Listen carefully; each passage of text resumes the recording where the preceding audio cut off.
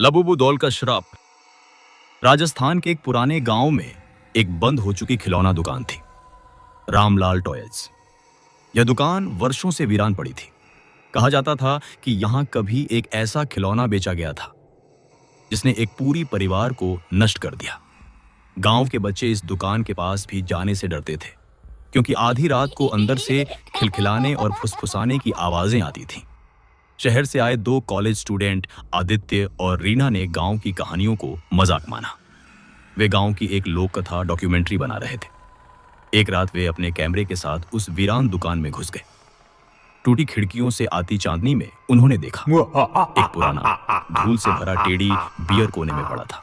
उसकी आंखें कांच जैसी थीं और उसके पंजों पर गहरे भूरे दागा जैसे सूखे खून के निशान थे। रीना ने हंसते हुए कहा, तो ये है तुम्हारा कुख्यात लाबूबू।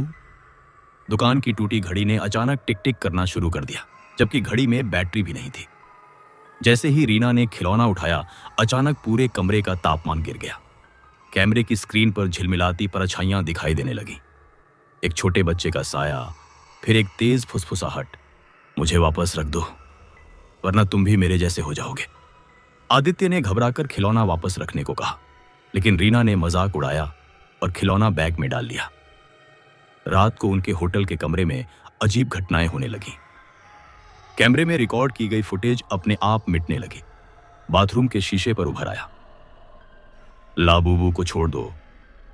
और खिलौना अब बैग में नहीं था, वो अपने आप बिस्तर पर बैठा था। उसकी लाल चमकती आंखें अंधेरे को चीर रही थीं। अगली रात रीना की नींद खुली तो उसे लगा कोई उसका नाम फुसफुसा रहा है।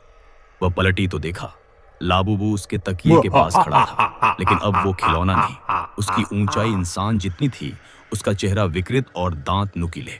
आदित्य ने चिल्लाकर लाइट ऑन की, मगर कमरे में कोई नहीं था, बस खिलौना फिर से छोटे आकार में मासूम सा बैठा हुआ। घबराकर वे दोनों दुकान में वापस गए और खिलौना उसी जगह रख दिया, मगर जाते जाते दरवाजा अपने आप बंद हो गया। अंदर से हंसी की गूंज सुनाई दी, अब देर हो चुकी है, तुम दोनों अब मेरे खेल का हिस्सा हो। दुकान की टूटी खिड़की से गांव वालों ने देखा, अंदर की मध्यम रोशनी में अब दो और खिलौने रखे थे, एक लड़का और एक लड़की, जिनकी आंखें डर से फटी हुई थीं। सुबह गांव वालों ने दुकान का दरवाजा खोला। वहां कोई आदित्य और रीना नहीं थे, बस शेल्फ पर दो नए टेडी बियर और पुराना लाबूबू खिलौना मुस्कुरा रहा था। कहा जाता है कि आज भी अगर कोई उस दुकान में जाता है तो रात में बच्चों की हंसी और रोने की आवाजें आती हैं, और हर बार शेल्फ पर खिलौनों की संख्या बढ़ जाती है।